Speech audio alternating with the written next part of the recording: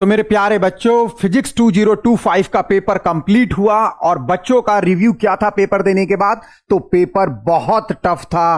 Paper के set में बहुत बड़ा डिफरेंस था। सीबीएसई ने हमारे साथ ये कर दिया, वो कर दिया। बहुत सारे यूट्यूब चैनल पर मैंने देखा कि ये बोला गया कि सीबीएसई का दोहरा मापदंड बर्दाश्त नहीं किया जाएगा। बहुत सभी टीचर्स ने ये बोला कि सीबीएसई का दोगलापन बर्दाश्त नहीं किया जाएगा। अरे भाई, ऐसा क्यों?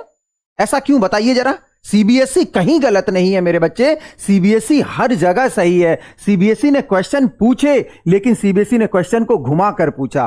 कमी कहां थी? कमी आपके पढ़ने में थी। जब आप पढ़ रहे थे तो मेरे बच्चे, यूट्यूब चैनल को जब आप प्रेफर करते हैं तो आप क्या करते हैं कि आप उस वीडियो को देखते हैं जो वीडियो 15 मिनट में किसी चैप्टर को कर दे, 30 मिनट में किसी चैप्टर को कर दे। जितनी जल्दी वो कंप्लीट कर दे, आप सोचते हैं कि वो वीडियो आपके लिए बहुत ज्यादा सफिशियंट है। क्या कोई पढ़ाई ऐसे होती है? पढ़ाई कभी ऐसे नहीं होती है। जब मैं पढ़ाता था तो आपको मैं बताता था कि पढ़ाई का कभी कोई शॉर्टकट नहीं होता है मेरे बच्चों। पढ़ाई को टाइम देना होता है। वही टाइम आपने नहीं दिया, जिसकी वजह से जब आप पेपर देकर आए तो आपने अपने आप को अच्छा महसूस नहीं किया। सीबीएसई ने क्वेश्चन पूछे, सिलेबस से पूछे। एक तो क्वेश्चन का लेवल थोड़ा सा हो सकता है, वो भी लॉजिकली थे मेरे बच्चे। अगर आप उनको डीप में पढ़ते तो वो भी हो जाते। तो पढ़ना था आपको डीप में।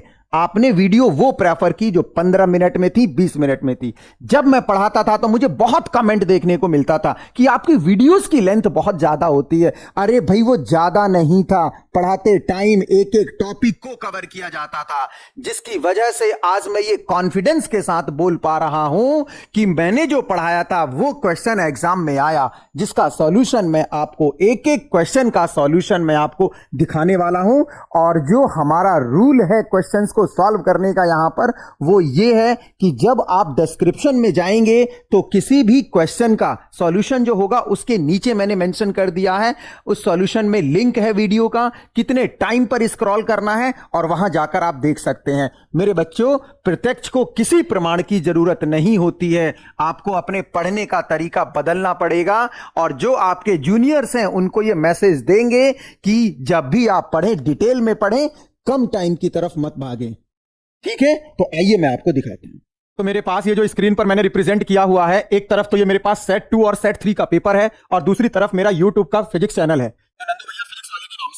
ठीक है? इसमें मैं आपको ये बताने की कोशिश करूंगा कि कौन सा क्वेश्चन कहां से आया था और मैंने कब पढ़ाया था। ये सारी बातें मैं आपको दिखाऊंगा। जो आपके दिमाग में चल रहा है कि पेपर बहुत हार्ड था, पेपर हार्ड नहीं था। आपने पढ़ने में जल्दीबाजी करी थी मेरे बच्चे। देखो जरा, अब अगर मैं बात कर रहा हूं, इसमें सेट 2 है मेरे पास। ये सेट 2 और सेट 3 के मैक्सिमम क्वेश्चन सेम थे। ओनली 2 से 4 क्वेश्चन जो थे, आई थिंक मेरे हिसाब से 6-7 क्वेश्चन थे, मैं उनको बता दूंगा अभी। अलग मैंने वो नोट डाउन कर रखे हैं जो क्वेश्चन अलग अलग थे।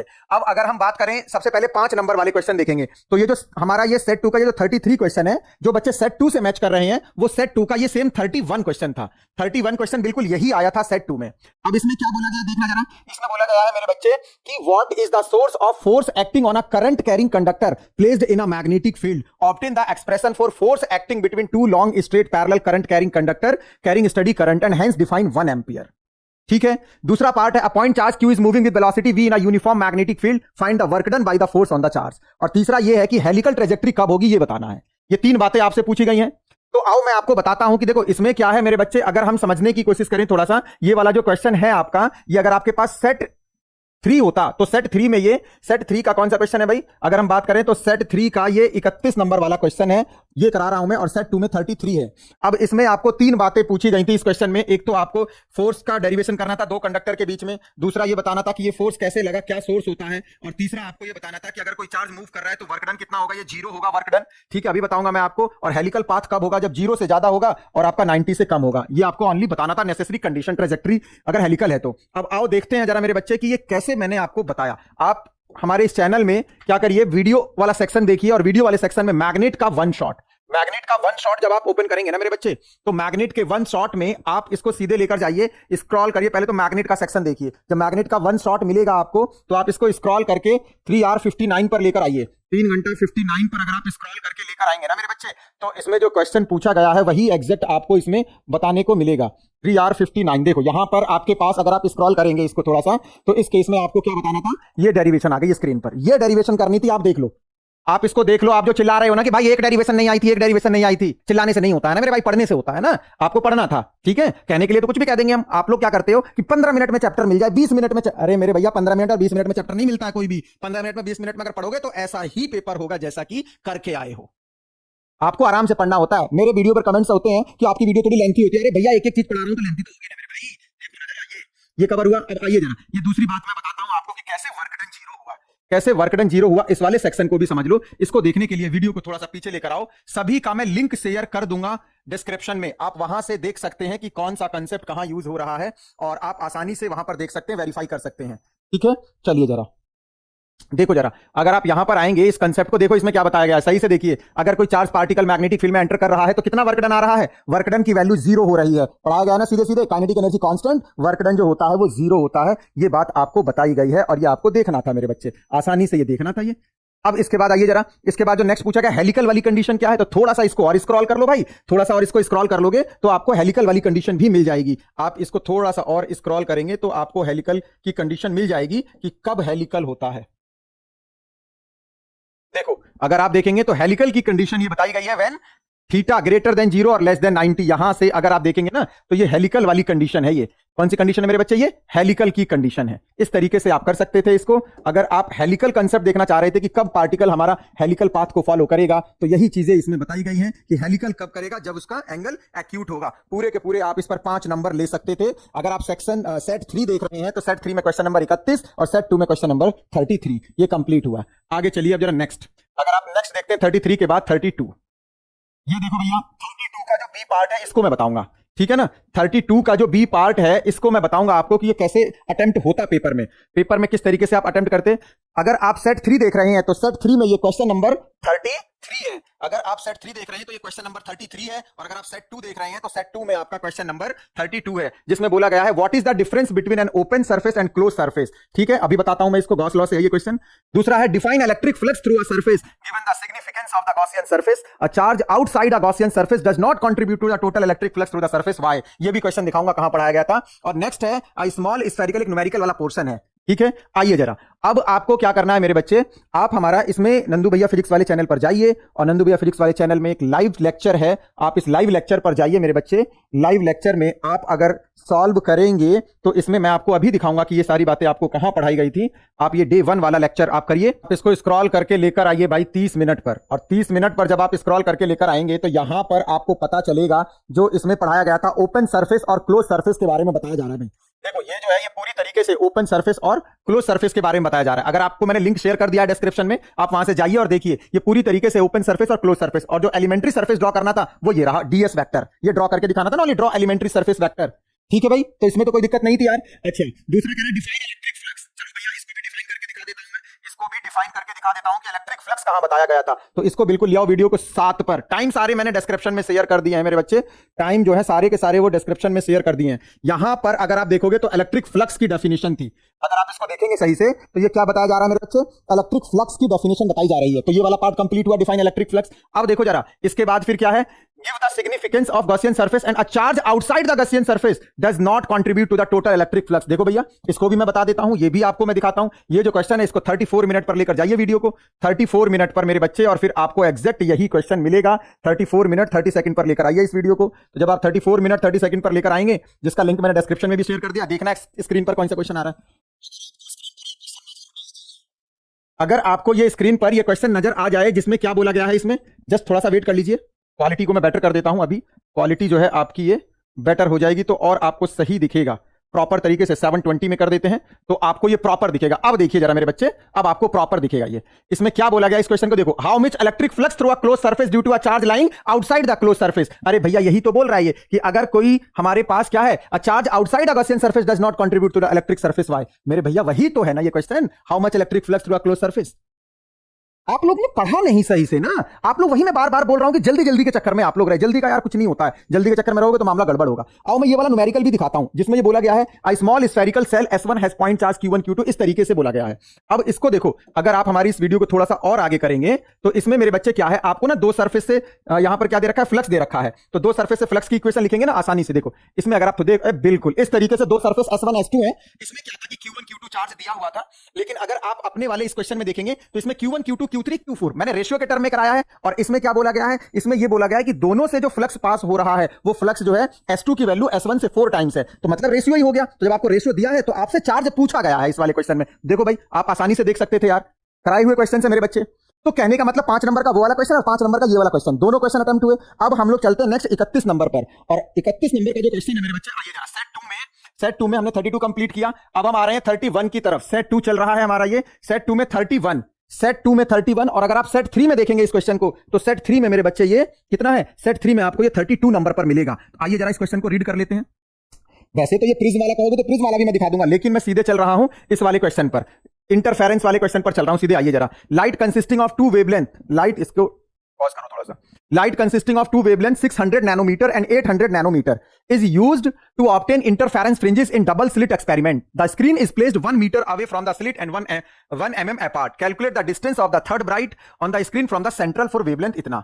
फाइंड द लीस्ट डिस्टेंस जहां पर दोनों का मैक्सिमम कोइंसाइड कर जाए। एक तो ये था, तो दोनों का जब मैक्सिमम मेरे बच्चे कोइंसाइड करेगा, तो ये कोइंसाइड वाला जो कांसेप्ट है ये मैंने आपको कराया हुआ है। आप आइए जरा वेव ऑप्टिक्स में चलिए। वेव ऑप्टिक्स के जब आप न्यूमेरिकल देखेंगे, वन शॉट वेव ऑप्टिक्स मेरे बच्चे, तो वन शॉट वेव ऑप्टिक्स अगर आप ओपन करते हैं तो सीधे इसे स्क्रॉल करके ले जाइए आप 2 hour 53 मिनट पर। 2 hour 53 मिनट पर जब आप इसे स्क्रॉल करके ले जाएंगे तो सीधे आपको वो क्वेश्चन नजर आएगा जो क्वेश्चन आपको एग्जाम में आया है 253 पर। मेरे बच्चे, इसमें दोनों का ब्राइट कहां पर कोइंसाइड करेगा ये बताना था। और आप देख सकते हैं इसको जब आप स्क्रॉल करके ले गए तो इसमें क्या बोला गया, सेम बिल्कुल ऐसा ही क्वेश्चन है मेरे बच्चे। और इसमें क्या बताया गया है कि आपको जो है, देखो प्लीज समझने की कोशिश करो, 2 hour 53 मिनट पर बिल्कुल यही वाला क्वेश्चन है। दोनों का ब्राइट कहां कोइंसाइड करेगा यही बताना है इसमें। अगर आप इस क्वेश्चन को देखेंगे, मैंने लिंक डिस्क्रिप्शन में शेयर कर दिया, आप जाइए वहां से देखिए, ठीक है ना। अब इसी तरीके से आपको nth ब्राइट निकालना था तो इसके लिए कितना हो जाता है, थर्ड ब्राइट निकालना है तो 3d lambda upon small D, ये भी बता रखा है। मैं लिंक डिस्क्रिप्शन में शेयर करूंगा, आप वहां से जाकर देखिए। इसके बाद जो नेक्स्ट है, draw the variation of intensity with angle of diffraction in single slit diffraction pattern, write the expression for the angle corresponding to zero intensity location. देखो मेरे बच्चे, अब इसको अगर आप देखोगे ना तो बिल्कुल लास्ट में लेकर चले जाइए इस क्वेश्चन को। जब आप लास्ट में लेकर चले जाएंगे ना, कितने टाइम पर स्क्रॉल करके ले, 339 पर ले आइए। 339 पर जब आप लेकर आएंगे तो यहां पर मेरे बच्चे आपको वो मिलेगा जो एग्जैक्ट आपको बताना था। इसमें आपको ये जो ग्राफ ड्रॉ करना है, आइए देखिए जरा, ये जो ग्राफ है आपका, देखिए इसमें जो है ये, अगर आप 339 पर अगर आप स्क्रॉल करके लेकर आएंगे तो इसमें ये वही ग्राफ है। मैंने नीचे लैम्डा के साथ कर रखा है, आप थीटा के साथ कर सकते हैं। आपको पता है phase difference equal to 2 pi upon lambda into path difference, तो आप वहां पर आसानी से एंगल के साथ भी निकाल सकते हैं, आसानी से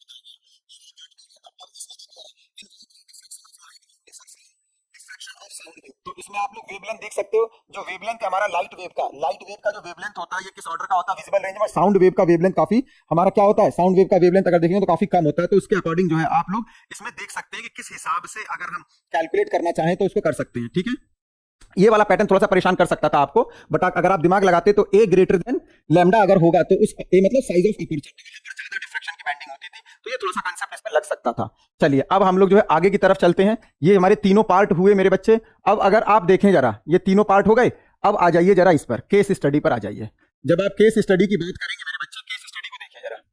जब आप इस केस स्टडी को देखेंगे प्लीज, केस स्टडी में 2 केस स्टडी आई थी और दोनों ही सेट में ये सेम है केस स्टडी। केस स्टडी में कोई डिफरेंस नहीं है। ये जो केस स्टडी है मेरे बच्चे, ये डुअल नेचर से है।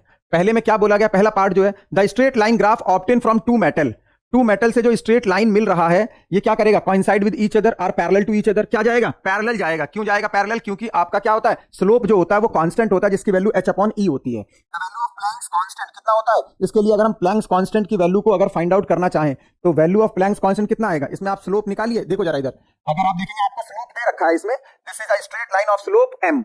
m इसका क्या है, इसका स्लोप है। तो m अगर स्लोप है तो m equal to h upon e, तो h इक्वल टू कितना हो जाएगा, e है। m equal to h upon e, तो यहां से अगर देखें तो h इक्वल टू कितना हो जाएगा, e इंटू m। तो e into m, option number C सही हो जाएगा। इसका मैं लिंक अभी बताऊंगा किस जगह है, आप वहां से जाइए और देखिए।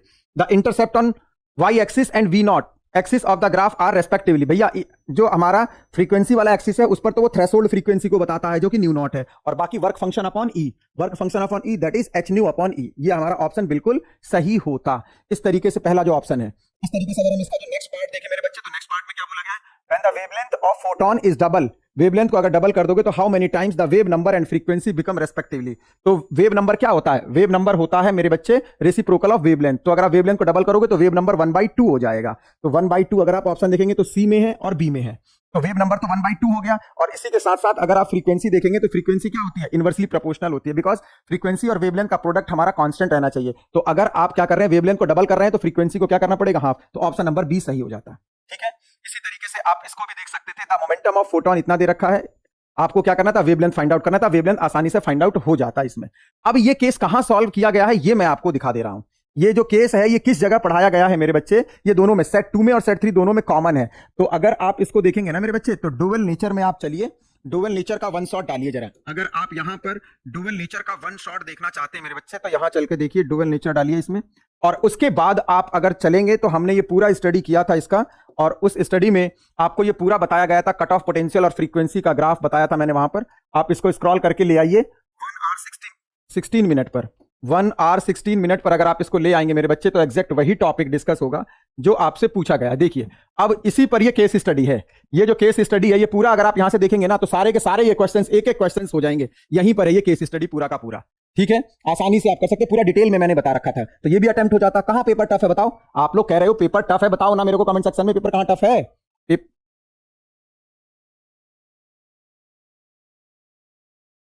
ठीक है, अब इस पर आ जाइए। ये भाई पैरेलल प्लेट की केस स्टडी है, पैरेलल प्लेट कैपेसिटर की केस स्टडी है, इसको देख लो। चलो भाई इसको जो है हम थोड़ा सा पॉज कर देते हैं। ये पैरेलल प्लेट की केस स्टडी है। अब पैरेलल प्लेट कैपेसिटर के बारे में बताया गया है। अब पहला पार्ट देखो, the electric field between the plates of parallel plate capacitor is E. Now the separation between the plate is double, plate के बीच का सेपरेशन डबल कर दिया। Simultaneously the applied potential difference between the plate is reduce to half of its initial value, the new value of electric potential. मेरे बच्चे आपने क्या किया देखना जरा, आपने यहां पर अगर देखें, ये बहुत बेसिक सा कंसेप्ट है। ये कंसेप्ट मैं भी आपको दिखाऊंगा कि कहां पढ़ाया गया था और किस तरीके से आपको करना था। भैया होता क्या है, रिलेशन क्या होता है? रिलेशन होता है E इक्वल टू V/D होता है।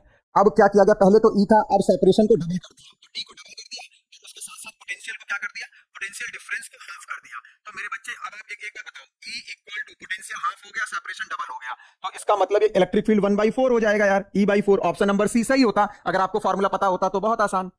इसी तरीके से इसमें आइए, जो सेकंड पार्ट था इसका, सेकंड पार्ट क्या था मेरे बच्चे?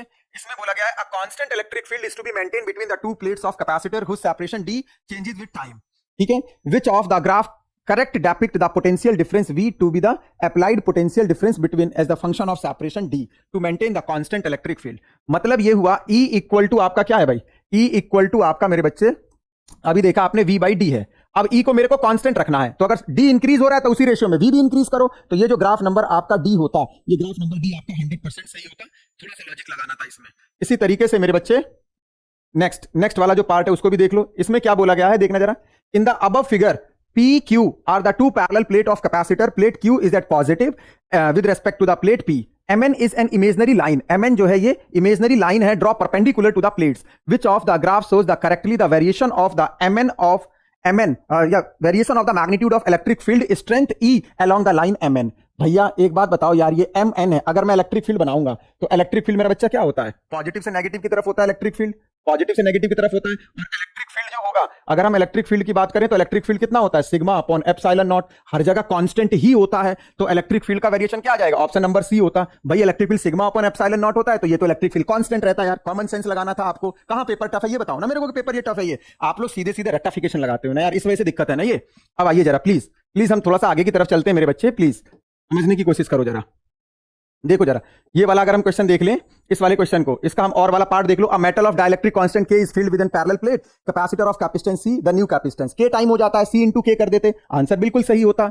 इस तरीके से ये भी 4 नंबर आप बड़े प्यार से इसको गेन कर सकते थे। आप इसका जो हमारा कैपेसिटर का चैप्टर था जो मैंने लाइव सेशन में पढ़ाया था, उसका लिंक मैंने डिस्क्रिप्शन में शेयर कर दिया, आप वहां से जाकर देख सकते हैं सारी चीजें ये। ठीक है, आइए जरा नेक्स्ट क्वेश्चन की तरफ चलते हैं हम लोग। तो दोनों केस स्टडी कवर हो गई भाई। अब ये वाला क्वेश्चन देखिए 27, अगर आप 27 को देखेंगे ना, सेट नंबर 3 में ये 26 है, सेट नंबर 3 में ये क्वेश्चन जो है आपका 26 है। क्वेश्चन क्या बोला गया है? What are majority and minority charge carrier in an extrinsic semiconductor. तो भैया एक्सट्रिंसिक सेमीकंडक्टर अगर हमारा पी टाइप का है तो मेजॉरिटी होल्स की होती है, वो डोपिंग की वजह से बनती है, और माइनॉरिटी इलेक्ट्रॉन की। और अगर एन टाइप का है हमारा तो मेजॉरिटी इलेक्ट्रॉन की, माइनॉरिटी होल्स की। अभी मैं आपको बता दूंगा, आप वहां से जाकर देख सकते हैं। Current in it. Forward bias में करंट। आओ मैं इन दोनों को एक्सप्लेन कर देता हूं जरा। सेमीकंडक्टर का हमारा वन शॉट ओपन करिए जरा।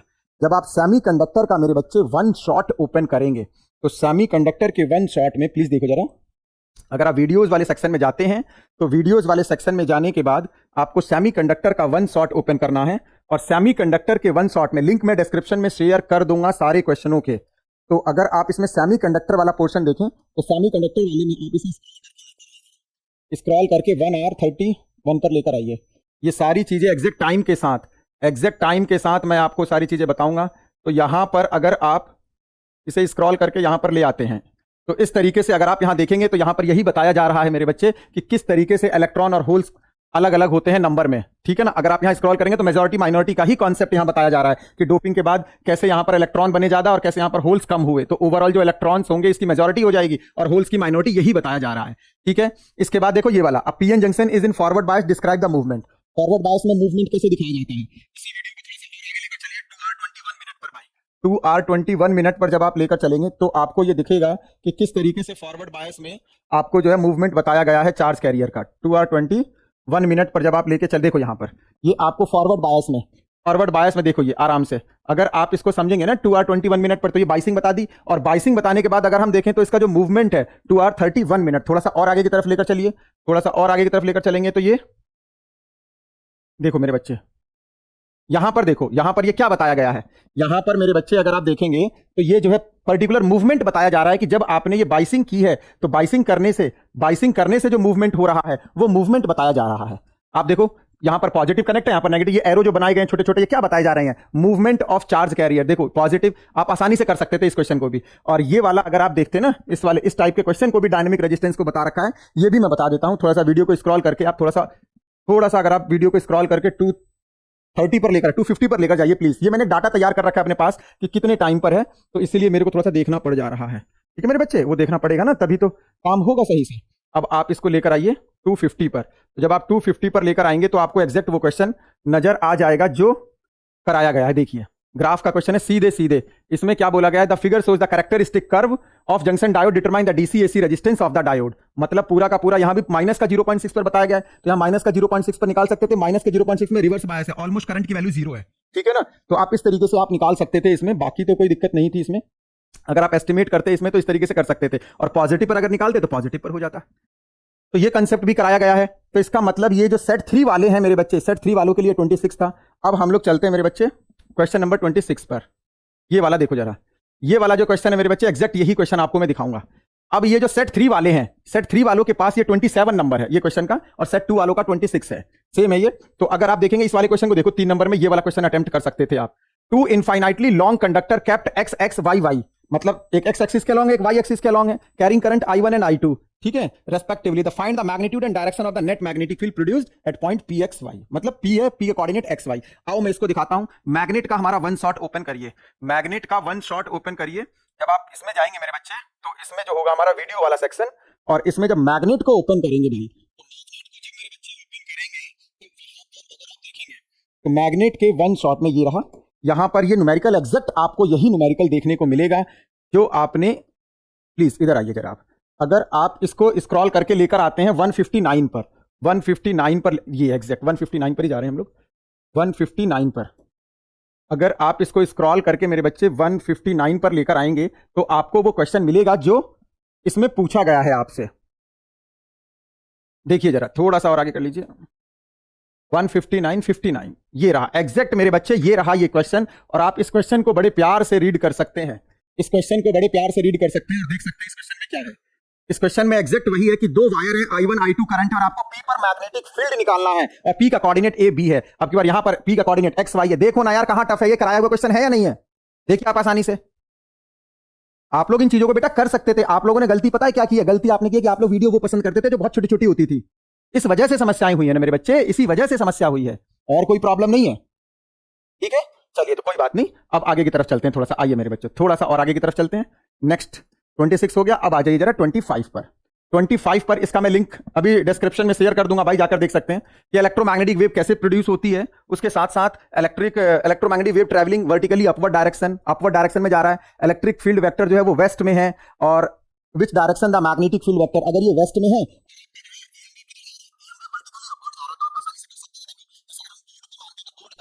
अपवर्ड होता है, ये हो जाता है अपवर्ड हमारा बोर्ड का अपवर्ड जो है। अगर या ऐसे कोई प्लेन मान लें तो इसमें मान लेंगे तो क्या हो जाएगा, इसमें मेरे बच्चे जो है ये वेस्ट इधर हो जाएगा, वेस्ट इधर हो गया, ईएम वेव उधर जा रही है, तो इसका मतलब ये होता कि ये जो है हमारा इन दोनों से परपेंडिकुलर, तो वेस्ट का परपेंडिकुलर किस तरफ हो जाता, नॉर्थ या साउथ में आप कर सकते थे, तभी तो इसका परपेंडिकुलर जाता, आप नॉर्थ में कर सकते थे, कोई दिक्कत नहीं है आसानी से। Estimate the ratio of shortest wavelength देख सकते थे, इसका लिंक में डिस्क्रिप्शन में शेयर कर दे रहा हूं, पूरा थ्योरी का क्वेश्चन है, देख सकते हैं आप। अब इसके बाद ये वाला देखिए 24, ड्राइव द एक्सप्रेशन फॉर, ये भी कराया गया है मेरे बच्चे, इसको देखो जरा। अगर आप इसको देखेंगे ना तो हमारा वन शॉट ओपन करिए एसी का वन शॉट ओपन करिए मेरे बच्चे, चलिए जरा एसी का वन शॉट ओपन करिए और इसको 44 41 पर लेकर आइए, 44 41 पर लेकर आइए, तो आपको नजर आएगा ये भी कि कैसे आरएमएस वैल्यू ड्राइव करनी थी। एसी का वन शॉट, ये रहा अल्टरनेटिंग का वन शॉट, अल्टरनेटिंग के वन शॉट को मेरे बच्चे अगर लेके जाएंगे आप कहां पर 44,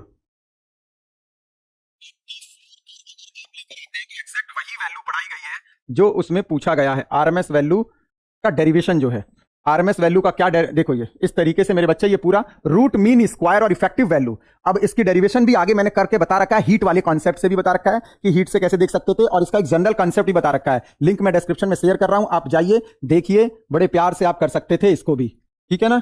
चलिए जरा ये वाला भी हुआ भाई हमारा।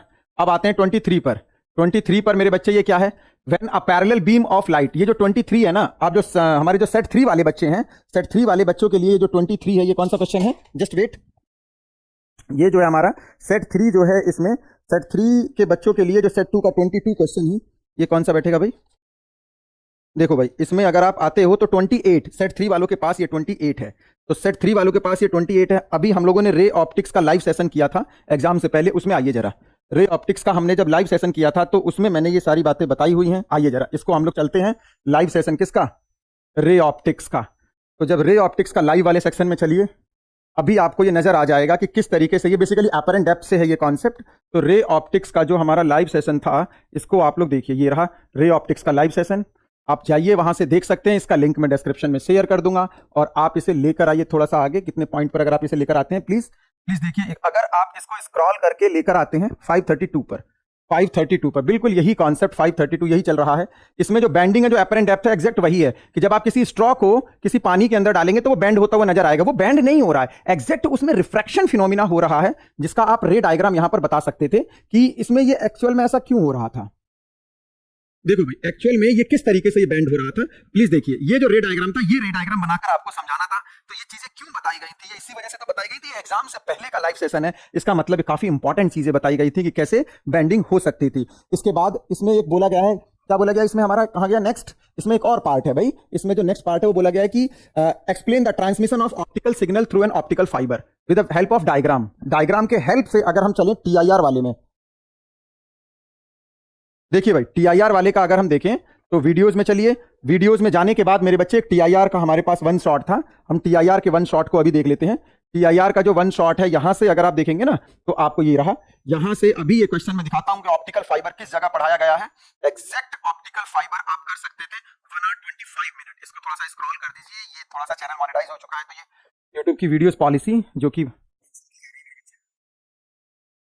थोड़ा सा अगर हम देखें इसको ना आगे करके लेकर आइए, कितने टाइम पर लेकर आएंगे 125 पर।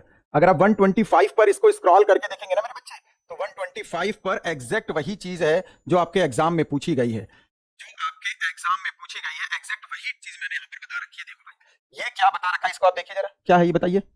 अरे यार जस्ट वेट मेरे बच्चे, वीडियो जो है ये दोबारा से हम करना पड़ेगा हमें, ये टीआईआर की वीडियो अगर हम देखें थोड़ा सा, ये जो है, चलिए कोई बात नहीं, इसको 1 मिनट 25 सेकंड पर लेकर जाए, 1 hour 25 मिनट पर, आपको अभी मिल जाएगा कि किस हिसाब से ये यहां पर ये क्या बताया गया है, आप इसको देख सकते हैं। जो स्क्रीन पर आपके चल रहा है, ये स्क्रीन पर क्या बताया गया है, ऑप्टिकल फाइबर और पूरा ट्रांसमिशन कैसे हो रहा है, आपको ये सारी बातें आपको बताई गई हैं, और आप आसानी से इसका डायग्राम बनाकर समझा सकते थे, कोई दिक्कत नहीं थी मेरे बच्चे, बस आपको पढ़ना था, ठीक है। अब इसके बाद हम लोग आते हैं क्वेश्चन नंबर 22 पर। क्वेश्चन नंबर 22 देखिए भाई, डिफाइन रजिस्टिविटी ऑफ कंडक्टर। अगर आप जाएंगे सेट नंबर 3 में, तो सेट नंबर 3 में कंडक्टिविटी पूछा गया है, सेट नंबर 3 में कंडक्टिविटी पूछा गया है, और कंडक्टिविटी के साथ साथ उसमें क्या पूछा गया है, variation of conductivity with electron density. तो ये दोनों क्वेश्चन ऑलमोस्ट सेम बनेंगे, मैं दिखाता हूं, एक ही जगह से उठाए गए हैं ये। तो आइए मेरे बच्चे, अगर हम इस क्वेश्चन को उठाते हैं इसमें आप आइए करंट इलेक्ट्रिसिटी का वन शॉट। अगर आप हमारा करंट इलेक्ट्रिसिटी का वन शॉट देखेंगे तो 22 वाला कंप्लीट हो जाएगा। करंट इलेक्ट्रिसिटी का हमारा वन शॉट, तो वीडियोस में जाइए, करंट इलेक्ट्रिसिटी का one shot of current electricity मेरे बच्चे, one shot of current electricity. देखिए यहां पर आइए, इसमें आप स्क्रॉल करके इसे आप लोग जो है 153 पर ले आइए, तो आपको एग्जैक्ट वो डेफिनेशन जो आई हुई है वो डेफिनेशन आपको मिल जाएगी। अगर आप इसको स्क्रॉल करके मेरे बच्चे कहां लेकर आते हैं 153 पर, तो जो डेफिनेशन एग्जाम में पूछी गई है एग्जैक्ट वही डेफिनेशन यहां पर मैंने स्क्रीन पर रिप्रेजेंट किया हुआ है। क्वेश्चन नंबर 22 को देखिए आप जरा। अब आप जब क्वेश्चन नंबर 22 को देखेंगे तो क्वेश्चन नंबर 2 में देखो, इधर क्वेश्चन नंबर 22 में जो पूछा गया है 153 पर मैंने एग्जैक्ट यही बताया है। इसमें जो पूछा गया है डेफिनेशन की अगर आप बात करेंगे तो डेफिनेशन में क्या बोला गया है, रजिस्टिविटी की ठीक डेफिनेशन मैंने एक्सप्लेन कर रखी है। और उसके बाद वो कह रहा है it's dependence on temperature of the conductor and draw a plot. अब इसका मतलब इसका वेरिएशन देखो, डेफिनेशन आ गई भाई। अब यहां से देखो जरा आगे चलो, इसका जो सेकंड पार्ट है, इसको स्क्रॉल करके लेकर आओ जरा, 349 पर ले चलो, 349 पर ले चलो इसको स्क्रॉल करके। और उसके बाद मेरे बच्चे जो वेरिएशन आ रहा है वो वेरिएशन मैंने आपको एक्सप्लेन करने की कोशिश की है। देखो जरा यहां पर जब आप यहां आएंगे तो इस हेडिंग को देखिए जरा, हेडिंग क्या है, variation of resistance with temperature. हमें करना है किसका वेरिएशन, हमें रेजिस्टिविटी का करना है। तो रेजिस्टिविटी जस्ट इसके बाद जो है रेजिस्टिविटी बताया गया है, आप रेजिस्टिविटी को देखिए जरा। अगर आप रेजिस्टिविटी के वेरिएशन की बात करेंगे, ठीक ये टॉपिक जो है रेजिस्टिविटी का वेरिएशन है, इस वेरिएशन को आप देख सकते हैं। और इस वेरिएशन को देखने के साथ साथ यहां पर आप ये भी ऑब्जर्व कर सकते हैं कि ये जो कॉपर के लिए जो आया बनाने के लिए वो हम लोगों ने यहां पर ये वाला जो डायग्राम एनसीईआरटी की पिक्चर है, इसमें मैंने कॉपर के लिए ये डायग्राम भी बनाकर दिखाया है आपको, तो कंप्लीट आप कर सकते थे। अच्छा, इसमें क्या है, इस वाले पार्ट में a low voltage battery from which high current is required must have low internal resistance. इसको क्या करना था, जस्टिफाई करना था। ये भी कर देते हैं तुरंत, देखो जरा इसमें कुछ है थोड़ी। इसको भी हम लोगों ने कराया कितने पर, 501 पर ले चलो इसी वीडियो को 501 पर ले चलो मेरे बच्चे, और आपको एग्जैक्ट वही पता चलेगा जो इसमें बताना था आपको। देखो मेरे बच्चे यहां पर जब आप 501 पर आएंगे तो यहां पर एग्जैक्ट वही है। इसमें क्या बोला गया, अगर आप करंट को मैक्सिमाइज करना चाहते हैं तो इंटरनल रेजिस्टेंस कम होना चाहिए। देखो यही बात यहां पर बोली गई है कि वो कह रहा है कि a low voltage battery from which high current is required must have low internal resistance. It means low, आप लोग वीडियो को स्टार्ट करके देख सकते हैं, लिंक मैंने डिस्क्रिप्शन में शेयर कर रखा है। तो इसमें जो करंट मिलेगी मेरे बच्चे, ये करंट आपकी एन टाइम्स हो जाती थी। तो ये कंडीशन आपको बताना गया था यहां पर, और ये सबसे बेस्ट कंडीशन थी जिसमें हम लोग मैक्सिमम करंट को ऑब्टेन करते थे। जस्ट इसके बाद अगर आप देखेंगे ना, तो इसके बाद आपको क्या करना था, नेक्स्ट में पैरेलल ग्रुपिंग वाला जो कॉन्सेप्ट है उसका आउटकम, सीधे आउटकम लिखना था मेरे बच्चे। आउटकम पर अगर आप डिस्कस करते तो आसानी से आ जाता। इसका जो सेकंड पार्ट है वो भी जस्ट थोड़ा सा आप स्लाइड करिए आगे, उसमें मिल जाएगा। चलिए, तो अब इसके बाद ये 22 हुआ। चलो क्वेश्चन नंबर 21 दिखाता हूं मैं आपको, देखिए जरा। ये जो क्वेश्चन नंबर 21 आया था जिसमें ये बोला गया है, two wire of same material and same radius have their length in the ratio 2:3। They are connected in parallel to a battery which supplies a current of 15 ampere. Find the current through the wires. दो wire थे, दोनों ही wire आपके parallel में connect है, length का ratio दे रखा है, आपको दोनों वायर में करंट बताना है। ये आपका, अगर आप सेट 3 देखेंगे तो सेट 3 में मेरे बच्चे, सेट 3 में भी 21 नंबर का ही क्वेश्चन है। ठीक है, चलो अब इसको मैं बताता हूं कि ये जो क्वेश्चन, पहले तो मैं आपको बता देता हूं कि ये क्वेश्चन कहां और किस तरीके से होगा। पहले आप इसको समझ लीजिए, फिर मैं आप लोगों को बताता हूं कि ये मैंने कहां कराया था मेरे बच्चे।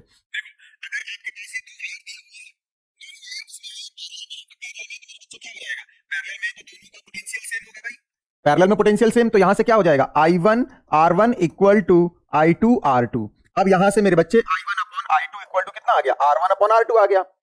अब आपको जो बोला गया है मटेरियल सेम है तो रेजिस्टिविटी सेम, एरिया सेम है मतलब रेडियस सेम है तो एरिया सेम हो जाएगा, और लेंथ का रेशियो दे रखा है। तो मेरे बच्चे R1 अपॉन R2 कितना आ जाएगा भाई, R1 अपॉन R2 जाएगा सीधे L1 अपॉन L2, और ये वैल्यू कितनी हो जाएगी, 2/3 हो जाएगी। तो R1 अपॉन R2 की वैल्यू आ गई भाई 2/3। तो I1 अपॉन I2 भी आ गया कितना, 2/3 आ गया। हो गया क्वेश्चन सॉल्व। जब I1 अपॉन I2 आपका 2/3 आ गया, अब आपको क्या दे रखा है, I1 प्लस, या इस तरीके से आप कर सकते हैं इसको, I1 अपॉन I2 की वैल्यू 2/3 है, तो I1 को आप क्या बोलो 2x, और I2 को क्या बोलो आप 3x। टोटल करंट कितना दे रखा है भाई, 2x plus 3x equal to 15। x यहां से कितना आ जाएगा, x यहां से 3 आ जाएगा, I1 6 I2 9।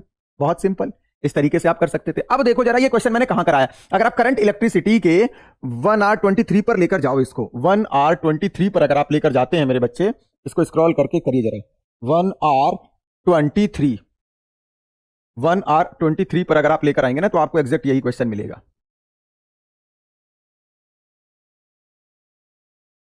देखो मेरे बच्चे, यहां पर अगर आप देखोगे तो बिल्कुल एग्जैक्ट यही क्वेश्चन आपको कराया गया है। इसमें यह बोला गया है कि ये जो क्वेश्चन अगर आप देखेंगे, two wire x y have the same resistivity but their cross section area are in the ratio. Cross section area का रेशियो दे रखा है and length in the ratio, मतलब क्रॉस सेक्शन एरिया का भी लेंथ का भी रेशियो है। They are first connected in series then connected in parallel, मतलब एक बार सीरीज में एक बार पैरेलल में। यहां ड्रिफ्ट वेलोसिटी का रेशियो निकालना था मेरे बच्चे। आप ये देखो पैरेलल वाला जो केस है ना, पैरेलल वाले केस में क्या होगा, v1 इक्वल टू v2। तो जब पैरेलल वाले केस में v1 इक्वल टू v2 होगा तो वहां से यही सेम कॉन्सेप्ट लगेगा, i1 r1 equal to i2 r2, क्योंकि हमने जब करंट निकालेंगे तभी ड्रिफ्ट वेलोसिटी निकलेगी ना, इक्वल टू v ना से। सेम कॉन्सेप्ट था, आप अप्लाई कर सकते थे और थोड़ा बहुत आप अगर दिमाग लगाते तो ये क्वेश्चन हो जाता मेरे बच्चे। ऐसा नहीं कि बहुत ज्यादा टफ था ये।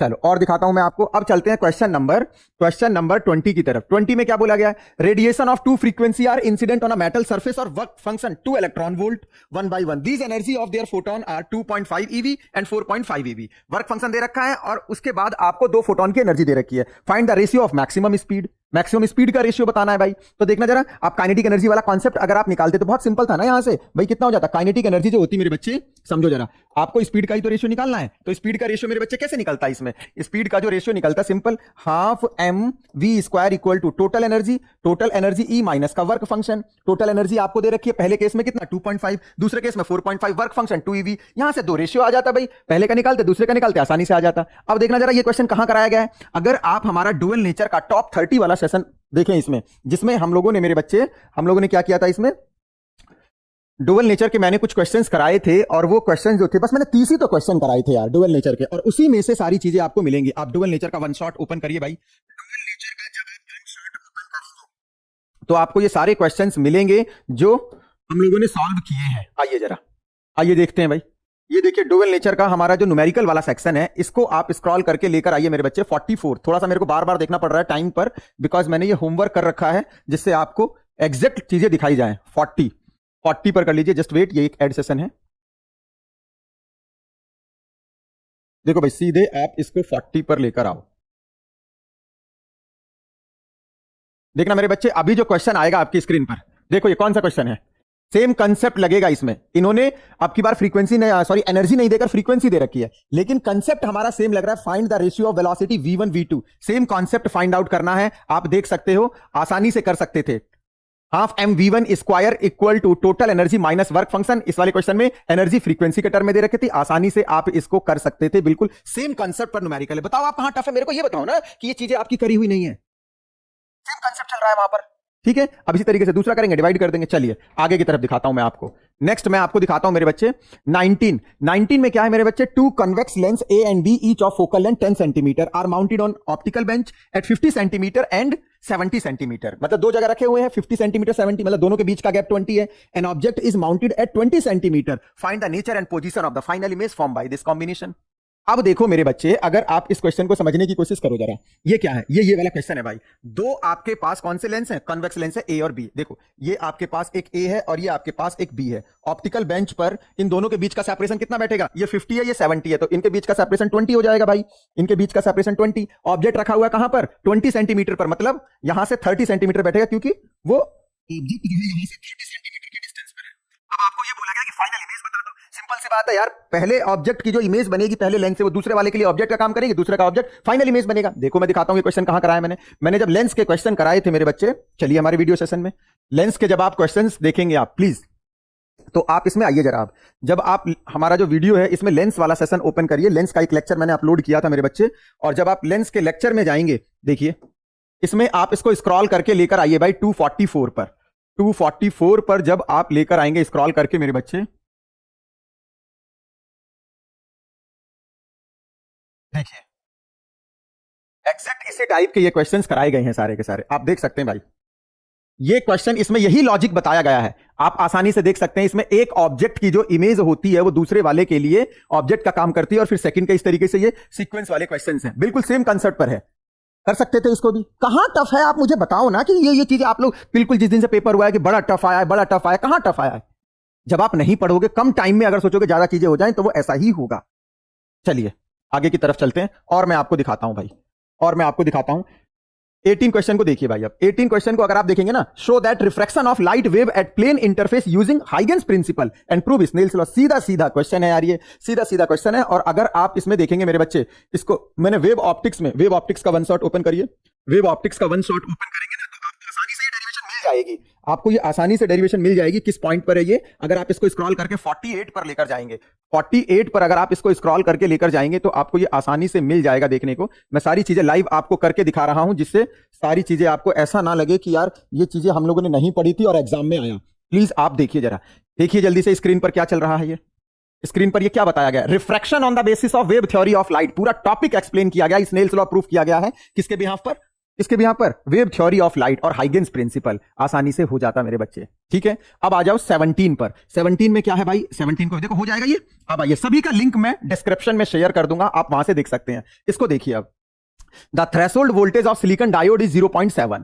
It is operated at this point by connecting the diode in series with a battery of V volt and a resistor of 1000 ohm. Find the value of V when the current draw is 15 ampere, 15 milliampere. देखना जरा ये क्या है question, समझो मेरे बच्चे। ये जो क्वेश्चन है ना, आपके पास एक डायोड है, ये आपके पास एक डायोड है और इस डायोड के साथ हमने एक रेजिस्टेंस लगा दिया है यहां 1000 ओम का, और यहां एक सप्लाई लगाई है, सप्लाई से करंट मिल रहा है, सप्लाई से आपको करंट मिल रहा है। अब देखो जरा, डायोड का जो पोटेंशियल है ना वो 0.7 वोल्ट है, तो सीधे सीधे आपको टोटल करंट दे रखी है। आंसर कैसे आता है भाई, यहां से अगर हम किरचॉफ रूल लगाएंगे तो V equal to drop, V equal to drop, diode का ड्रॉप कितना है 0.7 प्लस कितना हो जाएगा ये, अगर आप यहां देखेंगे तो 1000 रेजिस्टेंस है, 1000 इंटू करंट कितनी जा रही है भाई, करंट जा रही है 15 मिली एम्पियर, मतलब 15 इंटू 10 टू द पावर -3, तो ये तो कैंसिल आउट हो जाएगा, ये आ जाएगा आपका 14.3 वोल्ट।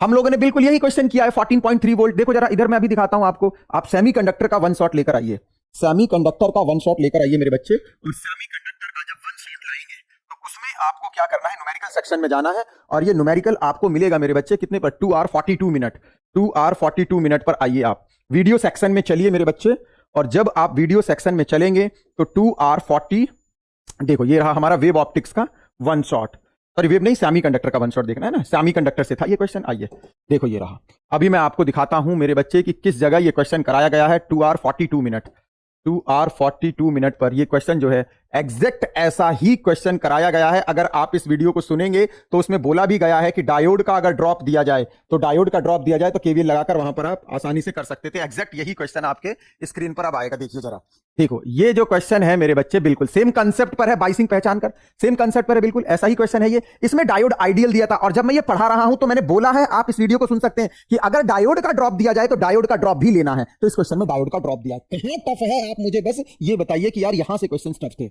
आपको पढ़ना था ना मेरे बच्चे, डिटेल में पढ़ना था आपको।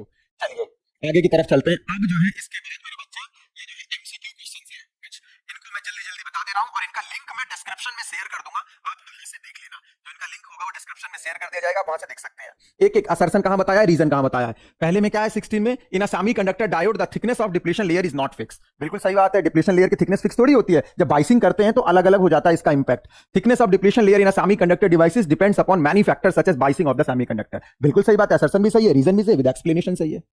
तो अब बाइसिंग का इंपैक्ट पड़ता है डिप्लीशन लेयर पर, आप जाइए, मैं इसका लिंक डिस्क्रिप्शन में शेयर कर रहा हूं, सेमीकंडक्टर में देखिए एग्जैक्ट ये सब, ये जो पर्टिकुलर जो सेंटेंस लिखा ना ये सब डिस्कस किया गया है।